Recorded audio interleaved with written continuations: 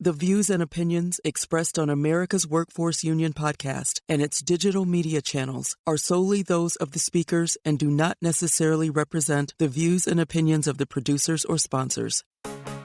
Welcome to the America's Workforce Radio Podcast, the flagship production of the American Workers Radio and Podcast Network, where organized labor and its never-ending fight to protect the rights of the American worker come first.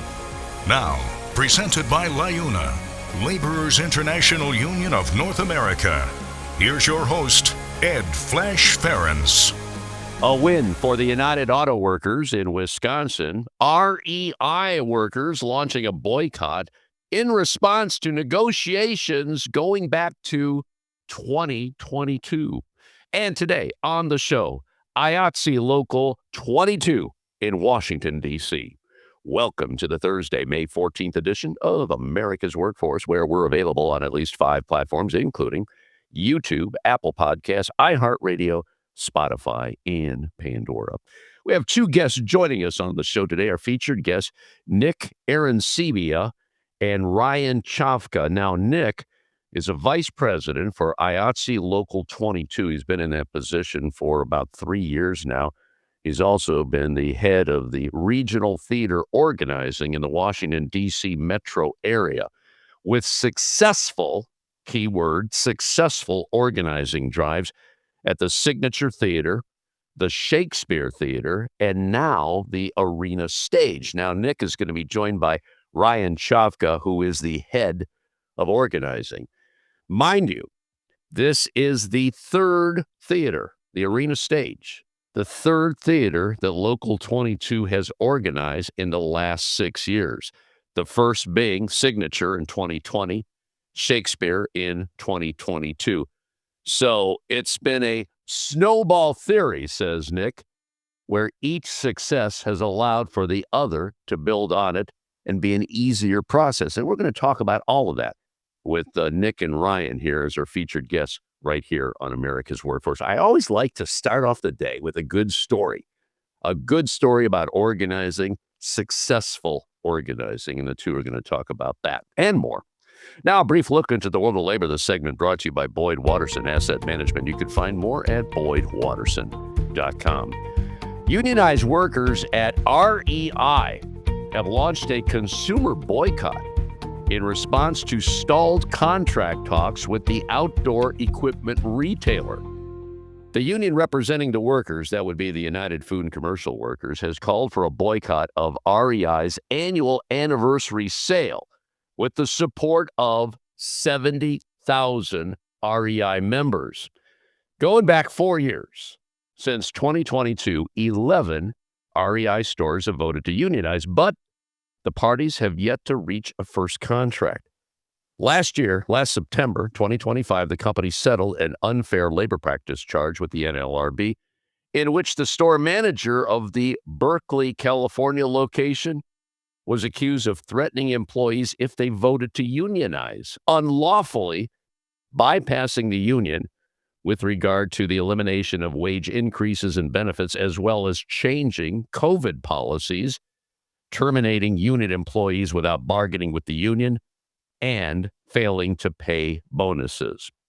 This past March, the company announced it would begin cutting employee benefits and wages, all in response to a decline in company revenue. And just about 2 weeks ago, House Democrats sent a letter to the board of directors at REI urging the company to resume bargaining. With all that's being said right now, a number of protests by REI employees are being staged throughout this weekend. One that I know about is in northeastern Ohio in the Pinecrest development. The United Auto Workers announced that UAW members at CNH Industrial's Racine facility, that's in Wisconsin, have reached a tentative agreement with the company on a new 5-year contract covering about 300 members. Now, that plant manufactures Case IH Magnum high horsepower tractors and plays a critical role in agricultural equipment production in the country. The vice president, UAW vice president, Laura Dickerson said this tentative agreement reflects the strength and solidarity of our members in Racine. She went on to say workers stood together to win meaningful wage increases, improvements in health and safety protection, stronger retirement benefits, and commitments that help secure the future of this plant and the job it supports. Now, in addition to stronger job security language, the agreement includes major economic gains for both production and skilled trades workers, including 22% general wage increases for production employees and 29% general wage increases for skilled trades employees over the life of the agreement. Again, this is a 5-year deal. The deal also includes significant health and safety language improvements, healthcare enhancements, and improvements to retirement benefits. The agreement will now be presented to the membership for review and ratification voting. All right, we're going to take a quick break. When we come back, big organizing wins for IATSE 22 in the Washington, D.C. metro area. That story right after this on America's Workforce. You're listening to America's Workforce with Ed Flash Ferens. It takes LIUNA to build North America's infrastructure. From roads and bridges to schools and skyscrapers, the men and women of LIUNA, the Laborers International Union of North America, build the projects we depend on. From constructing the Freedom Tower on the site of the former World Trade Center to untangling Washington, D.C.'s congested interstate, LIUNA members do the work that matters. Find out what it takes to be built by LIUNA at liuna.org. That's liuna.org. America's Workforce is brought to you in part by the Communication Workers of America. You can find more at cwa-union.org. This segment of the show is brought to you by the Brotherhood of Maintenance of Way Employees Division of the International Brotherhood of Teamsters. For more information, please visit bmwe.org. There is unity and strength for workers. We are the USW. We are the USW. The United Steelworkers. The largest industrial union in North America. We represent 850,000 members in the U.S., Canada, and the Caribbean. We work in metals, rubber, chemicals, paper, oil refining, atomic energy, and the service sector. We are steelworkers, standing strong and fighting for what's right. America's Workforce is presented by the Laborers International Union of North America. Feel the power right now at liuna.org. America's Workforce is brought to you in part by the United Steelworkers. You can find more at usw.org. The Iron Workers Great Lakes District Council, consisting of 8 iron worker local unions in West Virginia, Pennsylvania, Ohio, and Michigan. We build the skylines and bridges along the Great Lakes. With more work than ever before, the Great Lakes District Council is actively searching out the next great iron worker, whether it's building the next Intel plant or constructing a bridge to safely connect our great cities along the lake. So join the Iron Workers Great Lakes District Council today. Find out how and learn more about the council by visiting iwdistrictcouncil.com. Now, back to America's Workforce. Here's Ed Flash Ferens. And remember, you can check us out on Facebook or follow us on X, formerly known as Twitter. That would be AWF Union Podcast, AWF Union Podcast. Always like to talk about organizing, and I want to tell you, there's a lot going on in America. In fact, last year we saw a lot of organizing going on, a lot of union members joining the ranks because, well, you know what? They want a better life. They want better wages. They want better benefits. We have 2 individuals joining us on the podcast today. We're going to kick things off with Nick Arancibia, along with Ryan Chavka. Now, Ryan's been on the show before, and they're all part of IATSE Local 22. Nick, I'm going to start with you. Fill me in on your background. You're the vice president, been there for a couple of years. I'll let you pick it up from there, brother. Go ahead. Yeah, I'm one of Local 22's vice presidents, and I've been in charge of our regional theater organizing for the last 6 years. And Arena Stage is our 3rd theater that we've gotten in the last 6 years. So it's really exciting for us. I would imagine that's not an easy task, and we could get into that. You know, you get everything thrown at you on an organizing drive, but we'll fill in the details on that. Ryan, let's go back to you. You've been on the show, I want to say it was maybe about a month or 2 ago. Why don't you refresh our listeners on your background? I know you serve as business agent. You can pick it up from there. Yeah, so I'm the business agent for Local 22, and I was here. while we were doing the arena drive, we simultaneously had a rock and roll drive for IMP and the 930 Club. I've been in my role for 7 years now, and involved in organizing before that when I was a vice president previously. So been very lucky to be able to have a couple wins too in the past couple of years, which is nice, which is nice. We like wins. We like wins a lot. And like I said, it's not very easy. So this is the third theater that Local 22 has organized in the last 6 years. First being Signature, that was in 2020, Shakespeare 2022, and like you mentioned, Arena. Nick, let's go to you as vice president. Maybe you can give us a little backdrop on how this all began, what kind of support you got.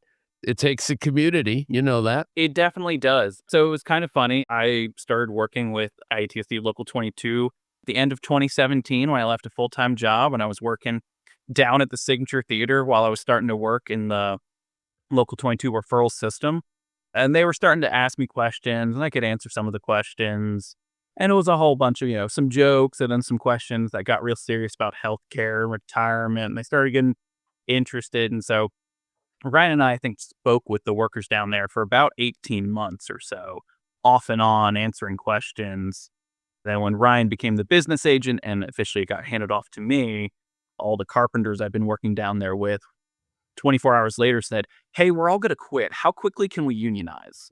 And it led to a bit of a mad dash where in 6 weeks we spoke to all 80 workers down there to do a drive. So we started that in January of 2020, and we finished that up in February of 2020, and we filed for an election that was going to be at the end of March of 2020. That in-person election became NLRB case law of the first election to switch to a mail ballot from a in-person election because of a global pandemic. So that was a fun little tidbit. So that was just a crazy, wild, mad dash. And it was just because management came down one day and said, "Hey, remember how we want you to work 40 hours a week? Consider 60 hours a week for the next 52 weeks. And they said, no. So that's kind of how that one kicked off and started. And it's a community. It's just a wild community of just, everyone supporting it. And we honestly were not prepared at first, and we had to really build up our organizing. It sounds like you didn't even see that coming. I mean, all of a sudden, like they flipped a switch and said, "Hey, we're going to go to 40 to 60, and that's the way it's going to be." Yeah, no one was expecting it. They had an all-staff meeting where they said, "Yeah, the next season, just prepare for all this work."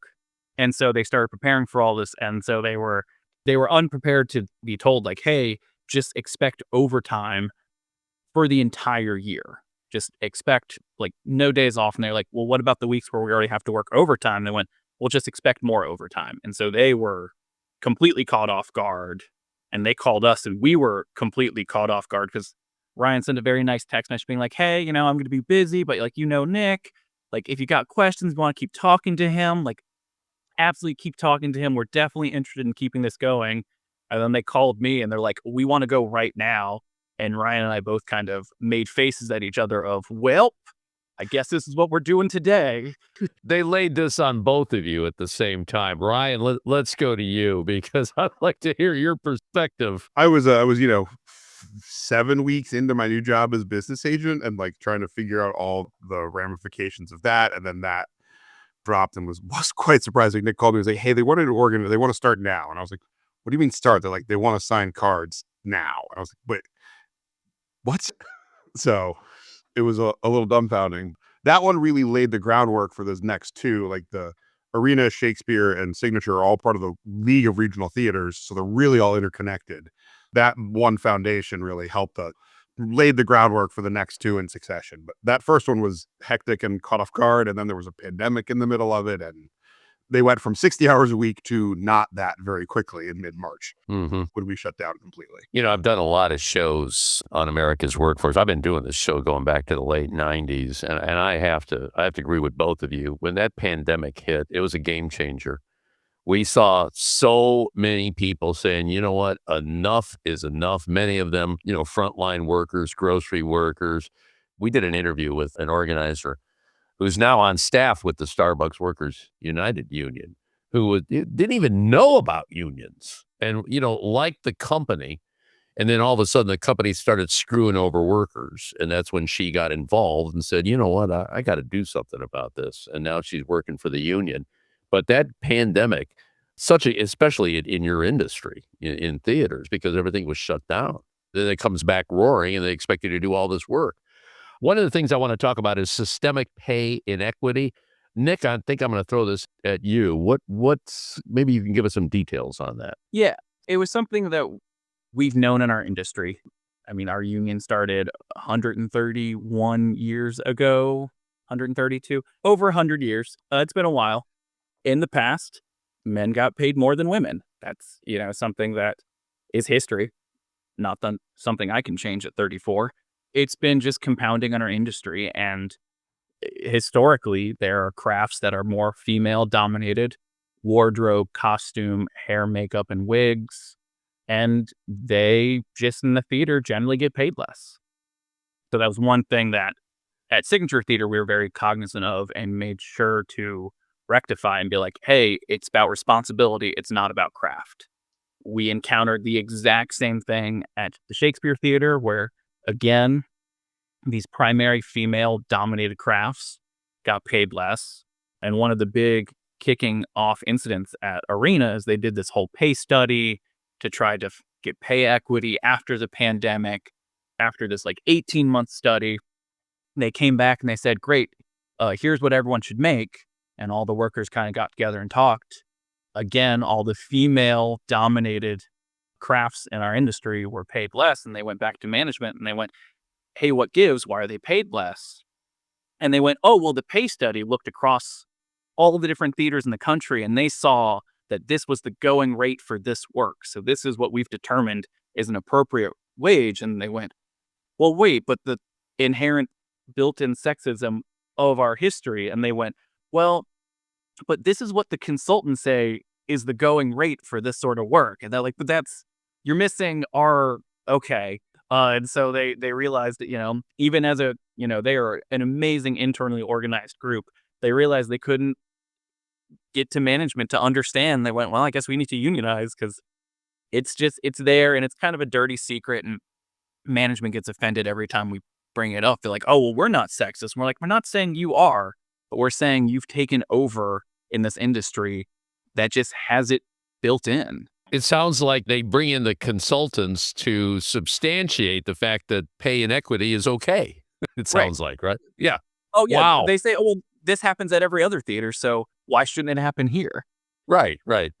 Wow. You know what? The national average has been about 80 cents for a woman, $1 for a guy. I mean, do we have any numbers on that when it comes to theater work? I don't think we have it nationally, but I know at the Signature Theater we were able to kind of see, because of all the raises happening at once and it all kind of got froze during the pandemic. So pre-pandemic, those female-dominated crafts were about 13% below the more male-dominated crafts.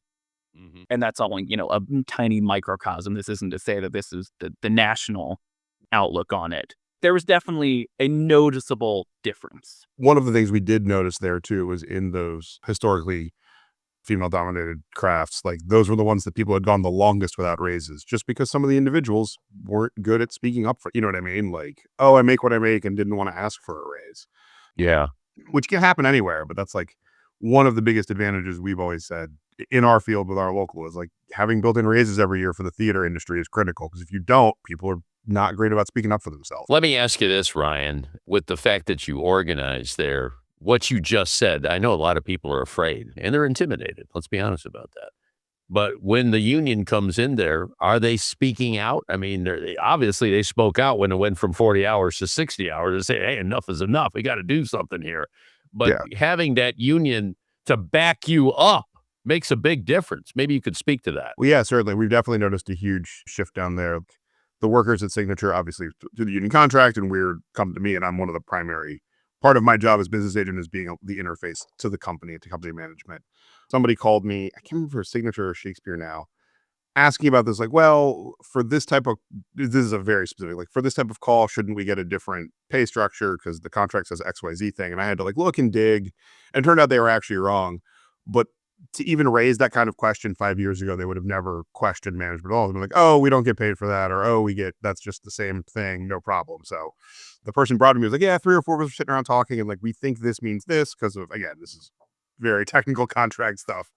But the fact that they're just openly sitting around talking about it now at the break table would have never happened before. You know what I mean? They would have maybe complained with a beer after work and maybe been like, well, that is what it is. It sucks.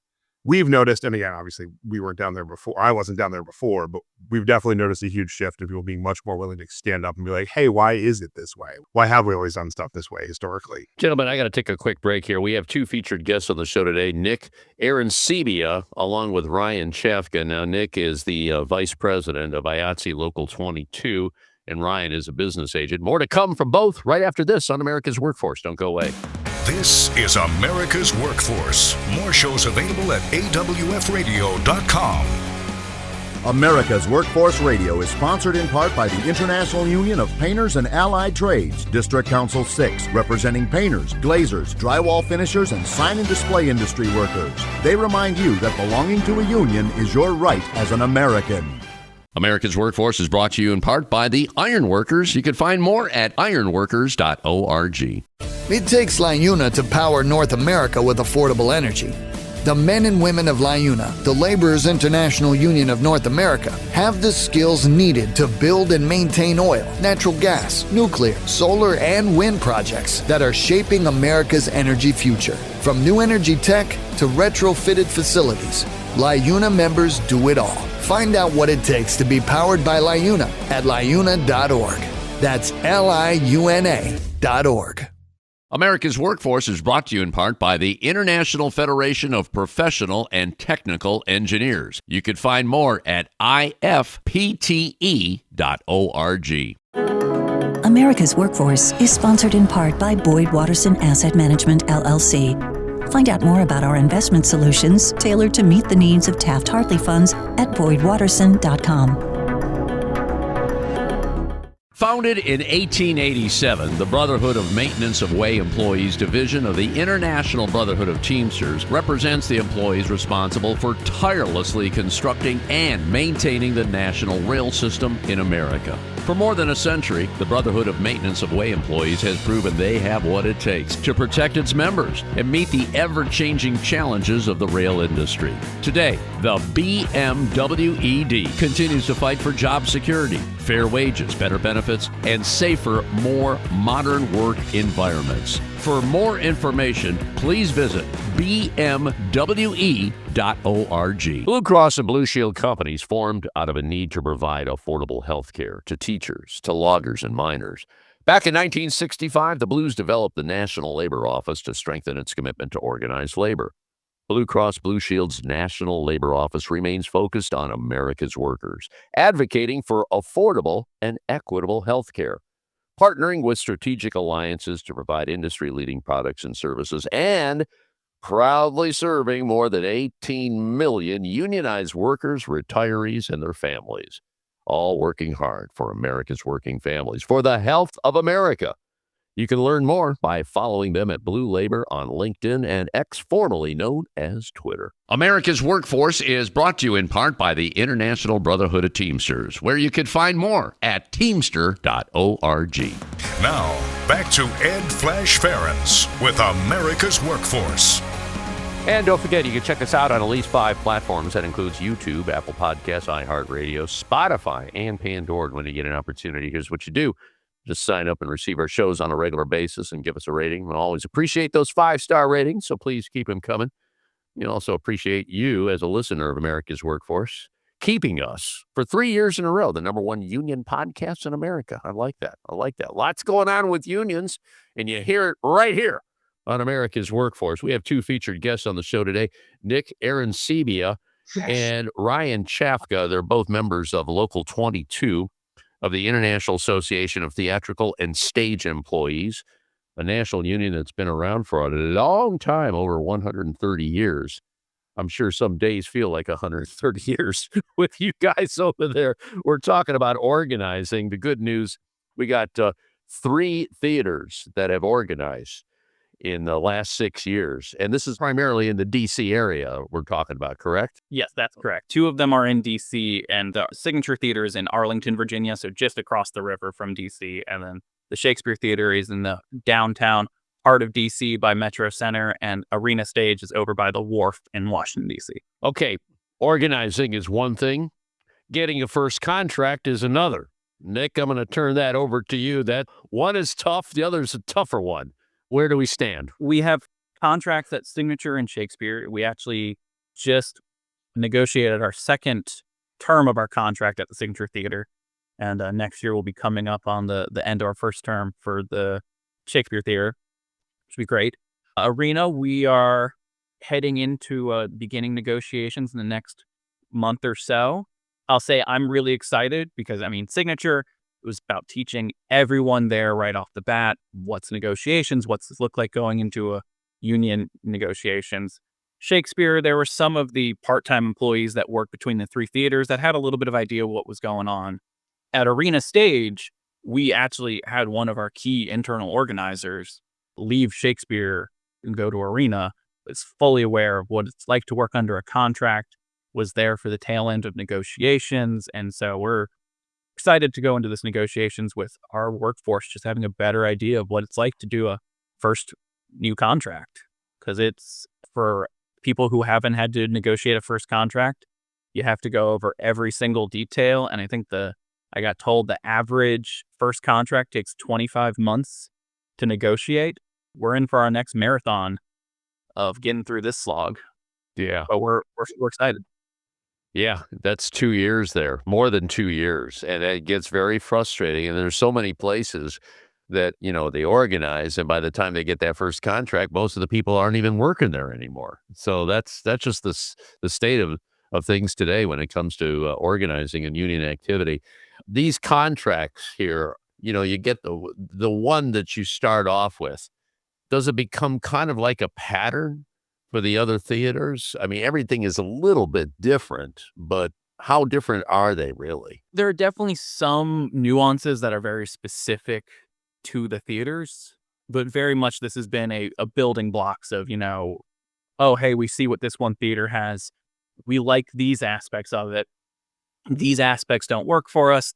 If we could have it crafted more to, suit us, that would be better. So it's definitely been a building blocks as we go through each theater. All being similar to all being part of the League of Regional Theaters, they do have a lot of structural similarities. So the Signature and Shakespeare contracts are much more similar than our existing contract at, say, the National Theater, which rather than producing their own theater in-house, brings in touring shows. So these ones that produce their own work end up being sort of similar in a lot of ways. We talked in the first segment about the 40 hours going to 60 hours and no days off and all that stuff. Is that now in the past or where are we with that? I would say it is becoming less frequent in the production theaters.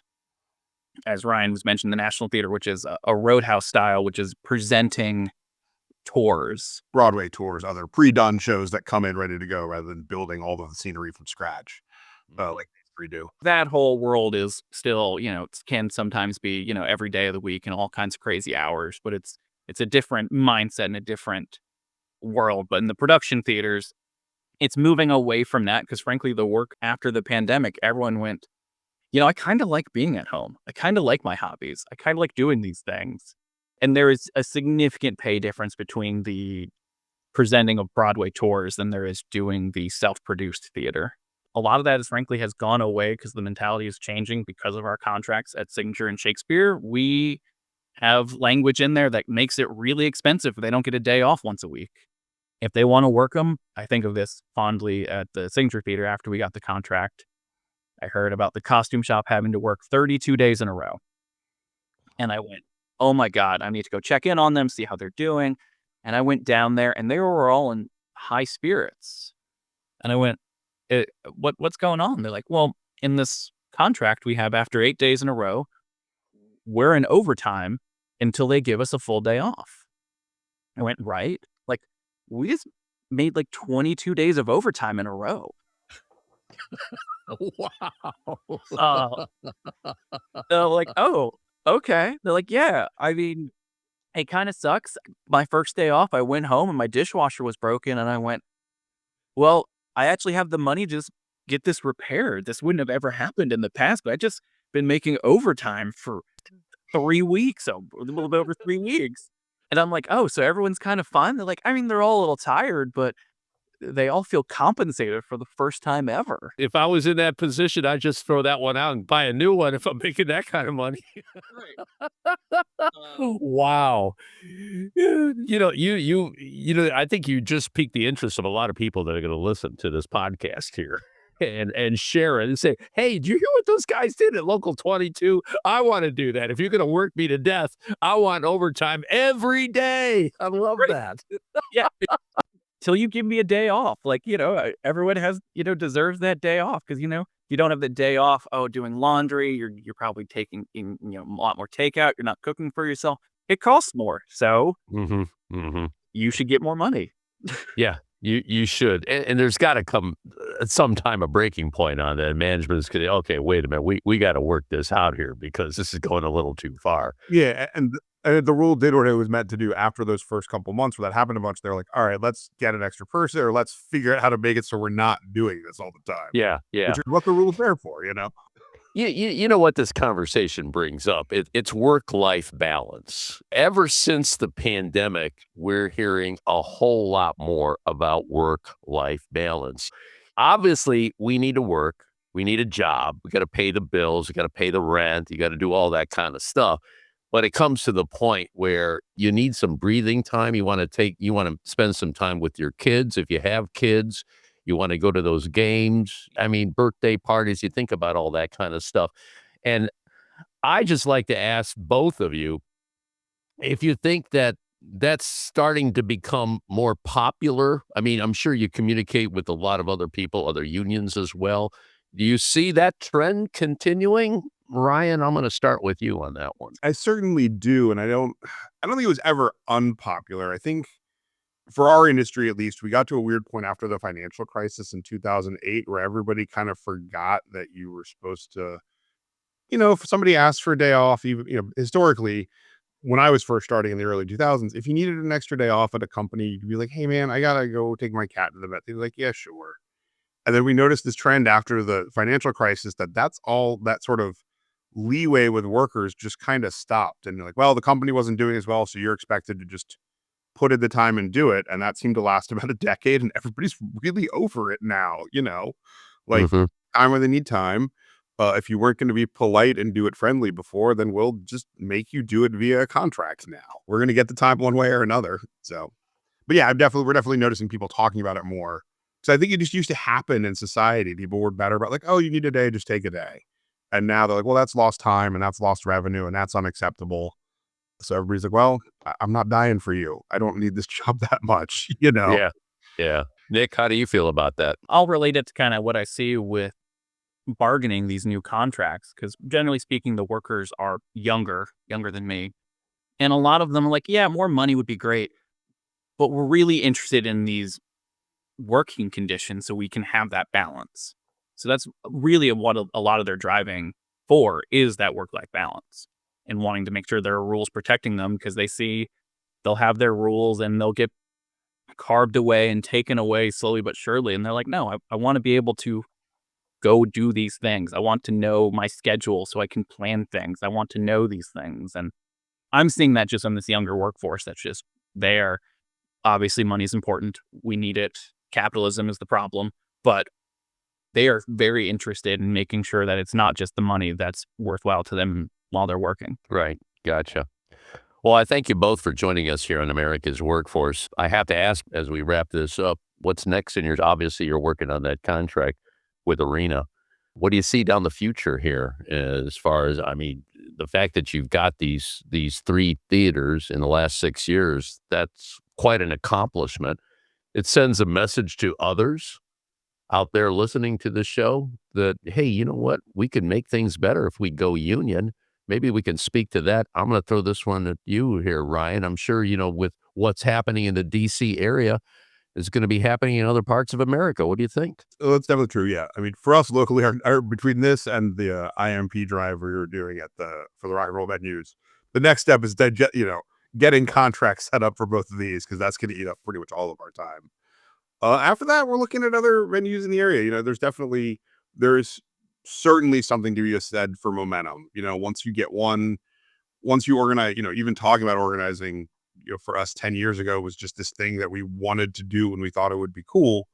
We took a time investment. We sent a bunch of people to classes, myself included, and just started. And our first drive failed, but then we didn't stop. We started another one, and now we've had 3 successes in the regional theater world, 1 success so far in the rock and roll world, and we had 1 other small company that does like maintenance work for theaters that we were able to organize too. And everyone is built on the other one, and everyone, people at the arena and at the IMP had heard about the other organizing successes. So like the word of mouth does spread and build.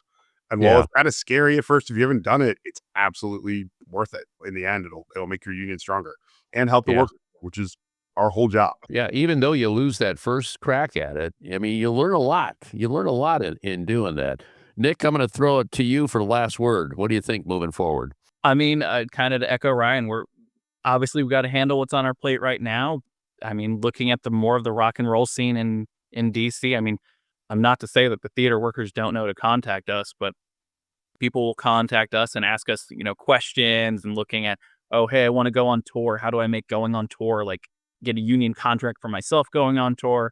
The theaters, they know to talk to us. A lot of the theaters in our town function with having a heavy reliance on part-time workers. Historically, they've all been 26 or younger because of the ACA and making sure they can stay on their parents' health care. Now that they're getting health care, they're getting older, they're spreading out more, and they're saying, oh, I don't want to work there. I need to keep my health care. I'm going to work at these places. And so more and more venues in DC are noticing that their workforce is going away because they want to stay where they get their health care, their retirement. And I mean, we've had companies reach out to us asking, hey, how much would it be for us to unionize? Because our workforce is going away. And none of that has panned out yet because they understand it costs money once they talk to us. But we're getting that momentum in town where even management isn't afraid to call us. So I think that's a great start for us. Amen to that. Momentum is good. Well, I thank you both, Nick. Arancibia, along with Ryan Chavka, all part of IATSE Local 22. National website for IATSE is IATSE, IATSE.org. Thank you both. Keep in touch with us, okay? Absolutely. And that'll be it for another edition of America's Workforce coming up tomorrow. The American Legion and the Alliance for Retired Americans. Until then, all of you have a safe That concludes another day. episode of the America's Workforce Radio Podcast. Thanks for listening, and be sure to subscribe so you never miss a show. America's Workforce is a production of Labor Tools and BMA Media Group. Find out more information online at labortools.com.